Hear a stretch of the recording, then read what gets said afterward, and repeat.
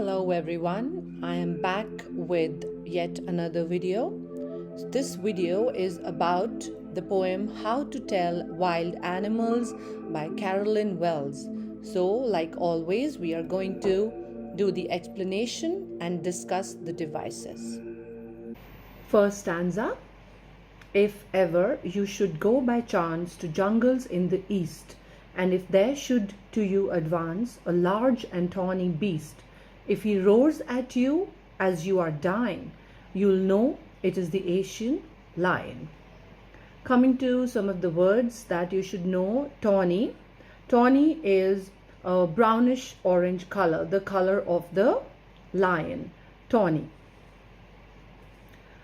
Now here the poet is trying to say, now this is a very simple poem and it has a lot of humor in it. And in humorous ways, the poetess here is just giving some distinctive characteristics of a few animals, few wild animals, and it is all her perspective, right? And she has described those characteristics in a very humorous way. So here the poet says that if the reader, you, right? If the reader comes across an animal whose skin is brownish orange, a large and tawny beast, right? An animal with brownish orange skin.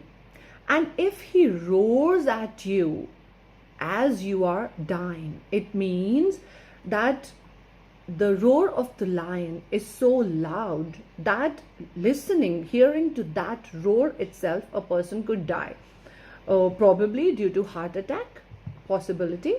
So if it roars at him so strongly that the person feels that he could die out of fear, it means that he has encountered an Asian lion, right? You will know it is the Asian lion. Now she has humorously explained the Asian lion, which could kill a person with its roar. So two characteristics here the poetess has described is large and tawny beast, so the brownish orange color of the skin, and second is the roaring, right? So second is the roaring, which could kill a person with its roar. So these are the two characteristics of the Asian lion that the poetess has talked about, that the Asian lion has a brownish orange color. That's the first characteristic.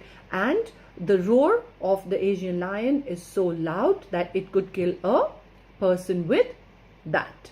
If you want to have a further discussion on the topic in a live session with me, kindly write to me at englishwithsushmita@gmail.com and I will inform you whenever I have my live session next. Thank you.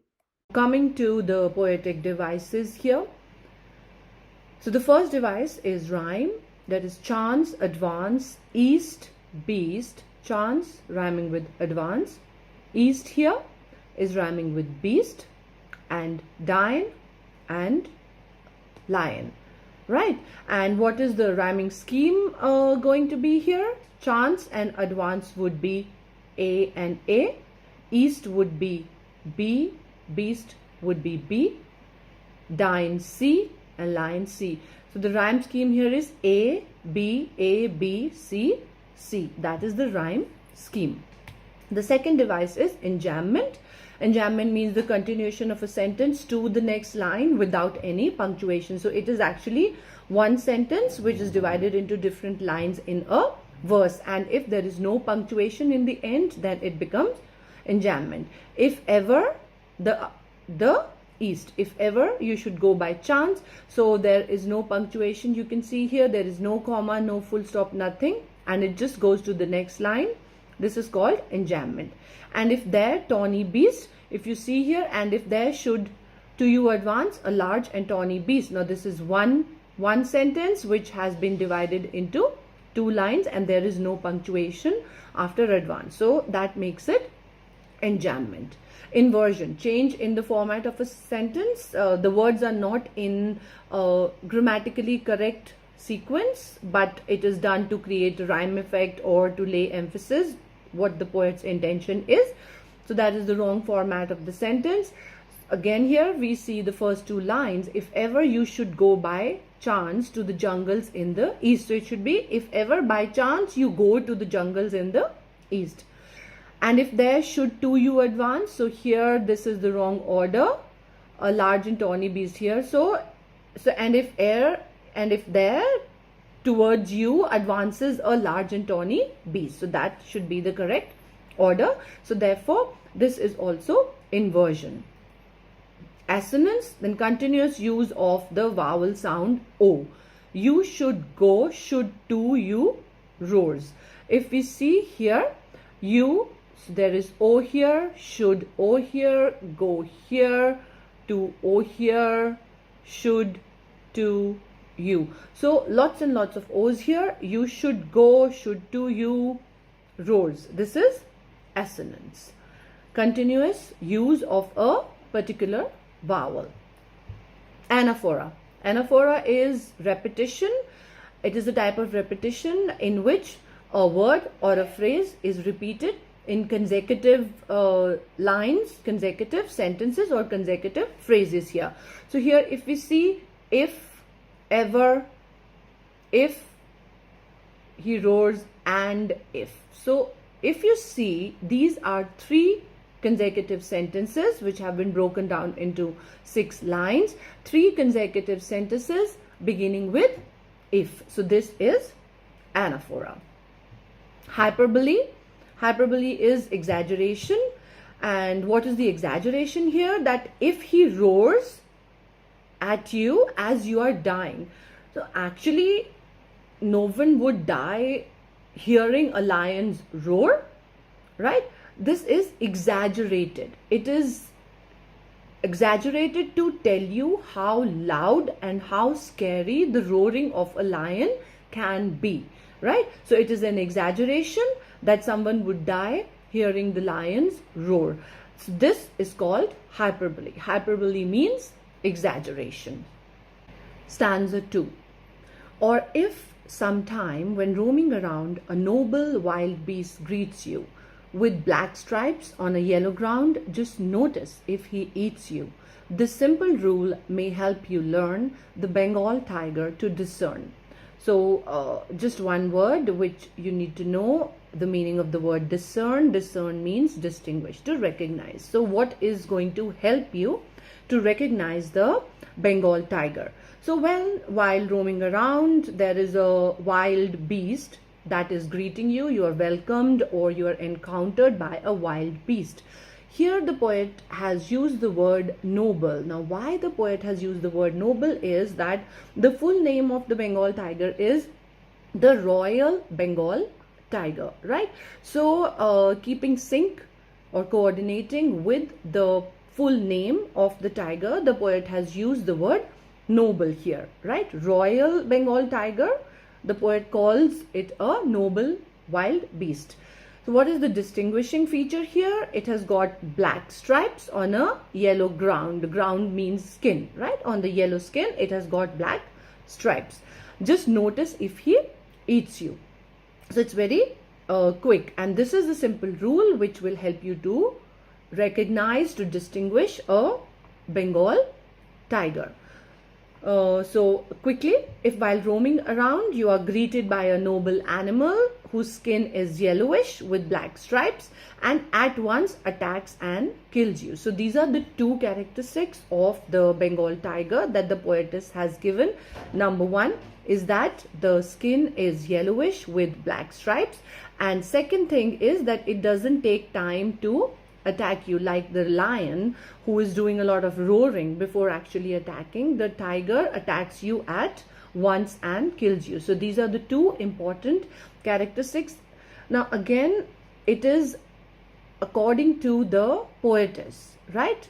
It could be correct, it could be wrong. You might agree or might not agree with her, but this is according to the poetess, is that how can you recognize a Bengal tiger? And the poet has explained it to be a noble animal because of its name, the Royal Bengal tiger. Now here also the poetess has used dark humor. Now, what is dark humor? Dark humor means something funny, something witty, which is used to explain a negative event or a negative emotion. Now, here on one hand, the poetess is talking about the person who encounters a tiger will be eaten or killed immediately by the tiger, and on the same hand, she is calling such a wild beast noble. So here the poetess is trying to present the characteristics of a tiger in a humorous way, but it has got negative connotations to it. Therefore, this is dark humor, to explain the simple rule to recognize a Royal Bengal tiger, because being killed by a tiger is nothing positive. Therefore, this is dark humor. Coming to the poetic devices in this stanza, let's see, the first device is rhyme, that is round, ground, you, learn and discern. And if we come to the rhyming scheme, round and ground, they will be A, you and you will be B, learn and discern would be C. So the rhyme scheme would be A, B, C, C. Moving on to the next device, enjambment. So continuation of a sentence to the next line without any punctuation. So here, if you see, here there is a comma, there is a comma here, there is a comma here. So this is not enjambment. But if you see, this simple rule may help you learn the Bengal tiger to discern. So this is one sentence, but it doesn't have any punctuation in the end. Therefore, this is enjambment. Moving on to the next device is inversion, change in the format of a sentence. So in this poem, you will see that the poet has used a lot of inversions just to create interest and mostly to make it a rhyming poem. So change in the format of a sentence, the words are placed in the wrong order. So this simple rule to discern. So this simple rule may help you learn the Bengal tiger to discern. So this simple rule may help you to discern, to recognize the Royal Bengal tiger, the Bengal tiger. So this should be the correct sequence. Alliteration, roaming round is alliteration. You see the repeated use of the same consonant in the beginning of the consecutive words, roaming round.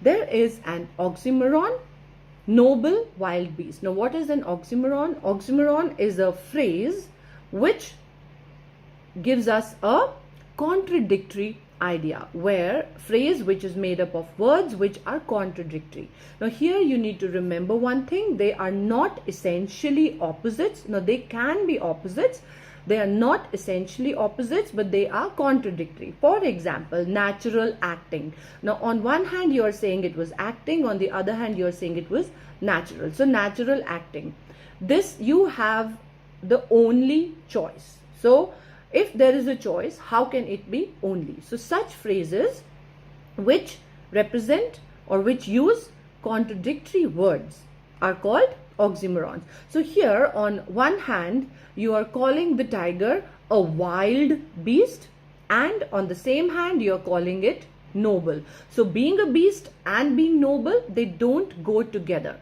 Therefore this phrase is oxymoron. Now the next stanza.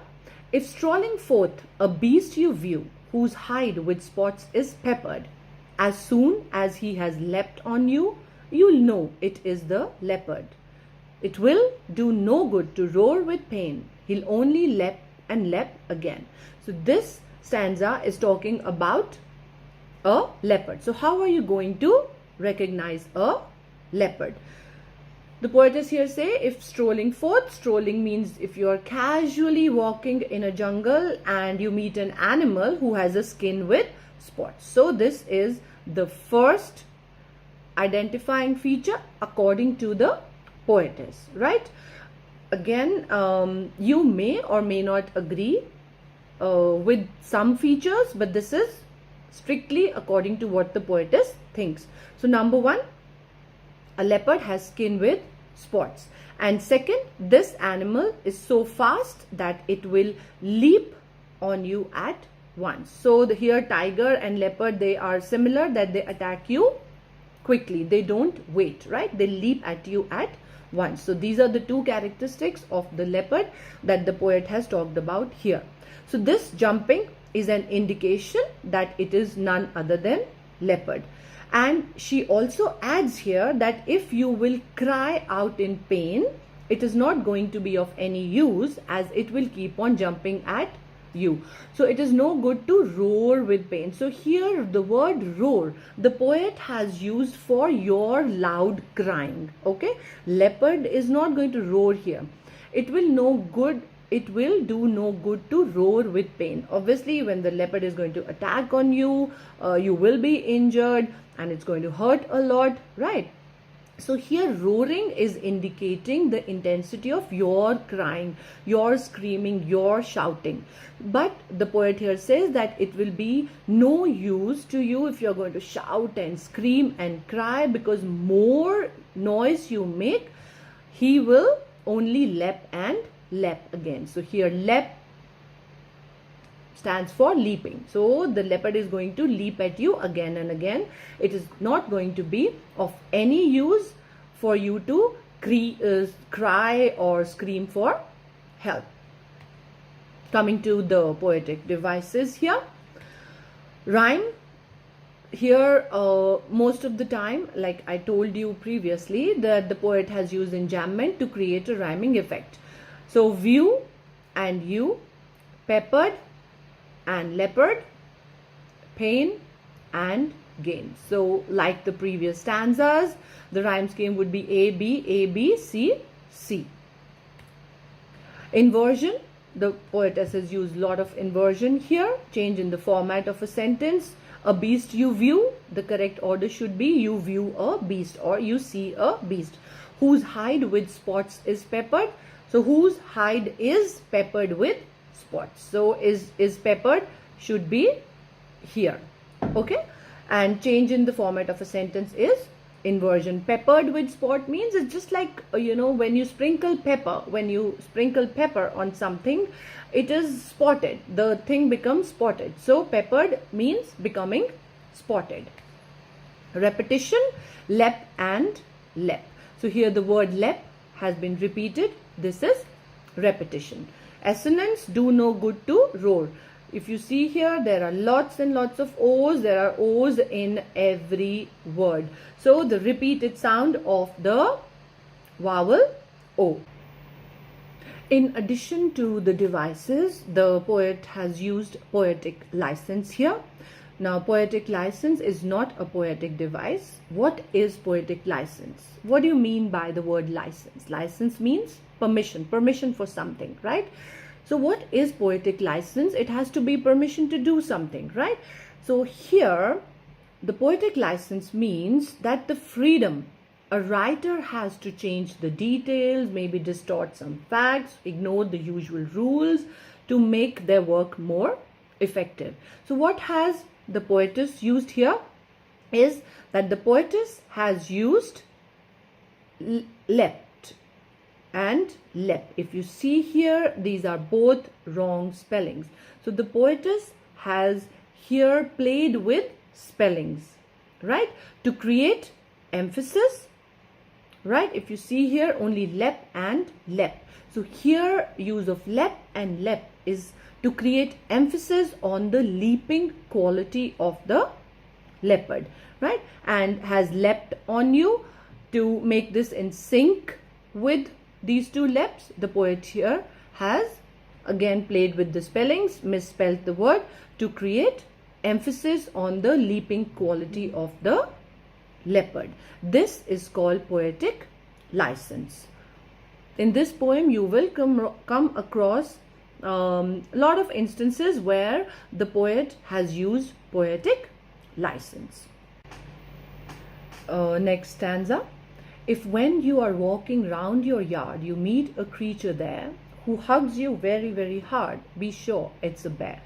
If you have any doubts, I guess he'll give you just one more caress. The word that you need to know here is caress. Caress means a gentle, loving touch, but here, in case of a bear, it's not a caress, it is a very, very tight hug, right? Bear hugs, it's a very, very common phrase. Bears are known for hugging, but hugging very, very tightly, right? So when you are walking in the lawn of your house, you meet a creature that hugs you very tightly. So again, it's a very witty presentation of a bear's characteristic of hugging, right? So you know that if that creature hugs you very tightly, it is a bear. What does the poet further speak? The poetess further adds that if you are still in doubt regarding the animal, if you have any doubts, the easiest way to know that it's a bear is that it will keep on hugging you tightly. And this is the way to recognize a bear, that it gives a very, very tight hug. So this is one characteristic that the poet has talked about, is the tight hugging of the bear. This is the tight hugging of the bear. Bears are known for their tight hugs. Coming to the poetic devices, let's see, the first device is rhyme, that is yard, hard, there, bear, guess, caress. Analyzing the rhyme scheme, it is A, B,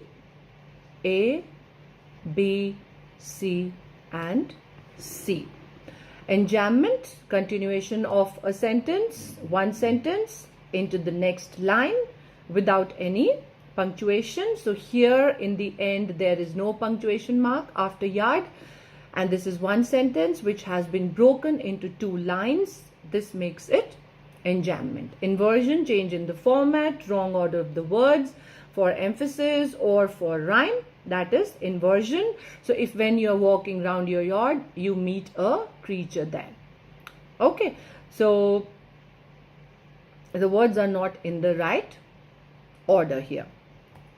Then alliteration, when you are walking, W and W. When you are walking, and your yard, that is initial sound is same of consecutive words or a string of words here.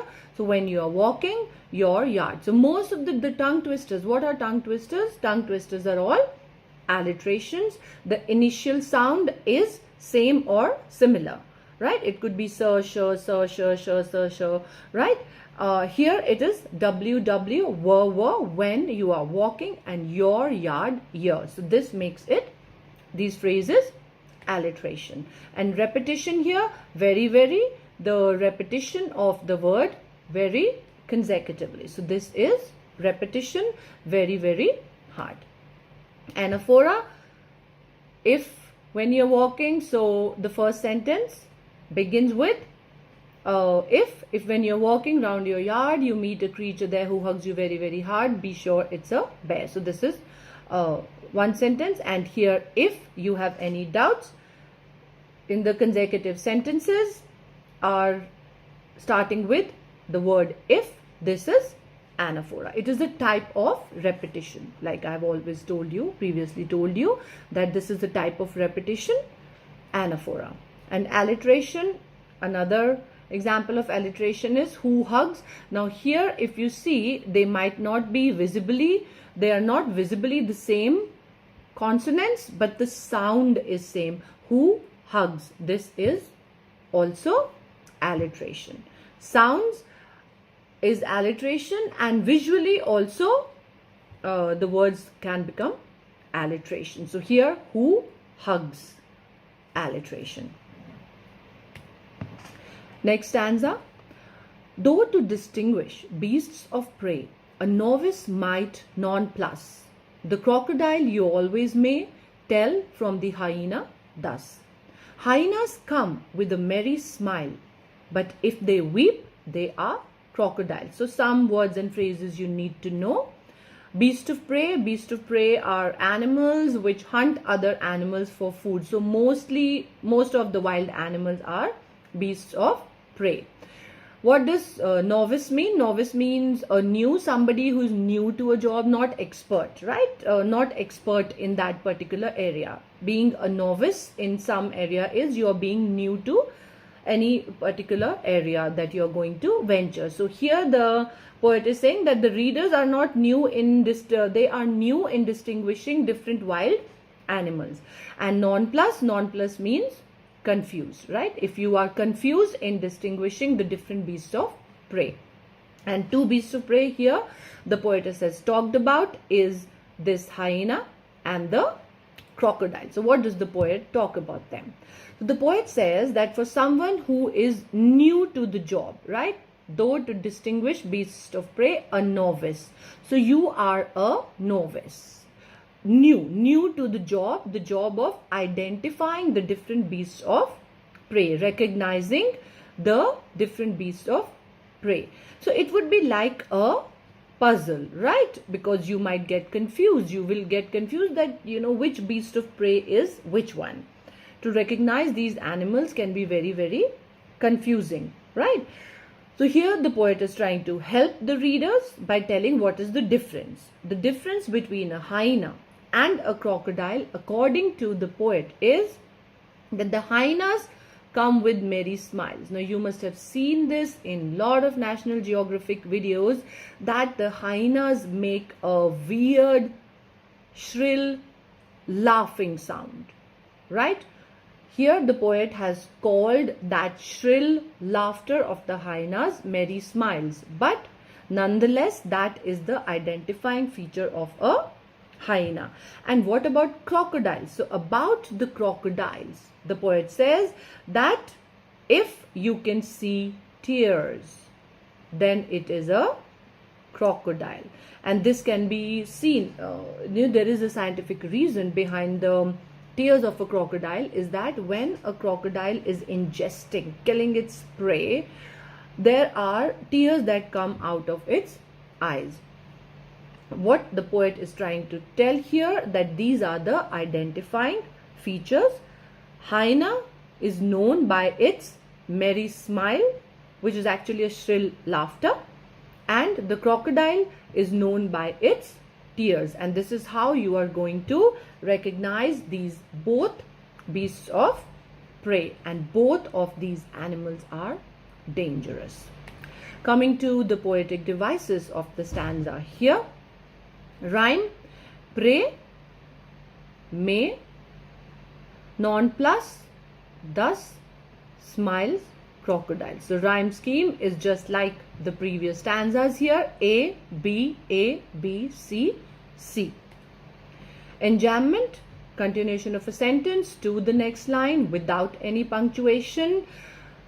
So looking at the first two lines, which are forming one sentence without any punctuation in the end. After prey there is no punctuation. This makes it enjambment. And here the crocodile you always may tell from hyena thus.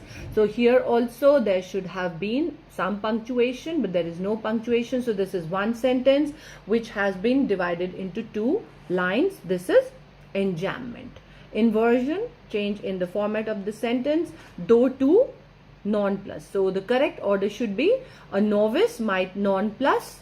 Might non-plus means might get confused to distinguish between the different beasts of prey. So that should be the correct order. Again, the crocodile, hyena thus. The crocodile you always may tell from hyena thus. The correct order should be you may always tell the crocodile from the hyena. So that should be the correct order, grammatically correct order, which the poetess has played a bit with. This device is called inversion. Alliteration: novice might non-plus, use of the consonant N, right? No, novice might non-plus. Moving on to the last stanza of the poem. The true chameleon is small, a lizard sort of thing. So this is chameleon. If you can see this creature here, this creature absolutely matching with the background is a chameleon. The true chameleon is small, a lizard sort of a thing. So it's like a lizard. He hasn't any ears at all. and not a single wing. So this is again the poet's interpretation. The poet is saying that it doesn't have any ears and doesn't have any wings. If there is nothing on the tree, it is the chameleon you see. It means that we all know that chameleons are known for their camouflaging ability. They merge with the background. So here the poet is saying that if you don't see anything, you are actually seeing a chameleon. And which are the character traits of the chameleon that the poet is talking about here is that number one, chameleon is a small creature which looks like a lizard. And second, the poet talks about the ability to change color. That is the difference between a chameleon and a lizard. So here the poet is talking about the differences between a lizard and a chameleon and the distinctive characteristics of a chameleon. That is, it is a small creature and it has the ability to change its color and blend completely with the background. That ability is called camouflaging ability. So the ability of the chameleon to camouflage. Also, it does not have ears. Now, this is again absolutely the poet's perspective. The poet has said that it doesn't have any ears and wings. So what does the chameleon does not have? Ears and wings. Like I told you earlier also. So the poet says that if you see a tree and find nothing on it, then there are very high chances that there is a chameleon sitting on it. And why does the poet say so? Because the chameleon has changed its color to the color of the tree and has completely merged, blended with the background. That means it has completely camouflaged, right? So this is the ability of a chameleon to blend with the background, the surroundings, so that it is difficult to find. The poetic devices, not many here. There is rhyme, small, all, thing, wing, tree. See, the rhyme scheme remains the same like all the verses, A, B, C, C. And alliteration, any ears at all. So here, any ears at all. If you see, they are all making similar sounds. Any ears at all. This is alliteration. Hoping that you liked the video. Meet you with my next video. Till then, keep watching, keep learning. Thank you.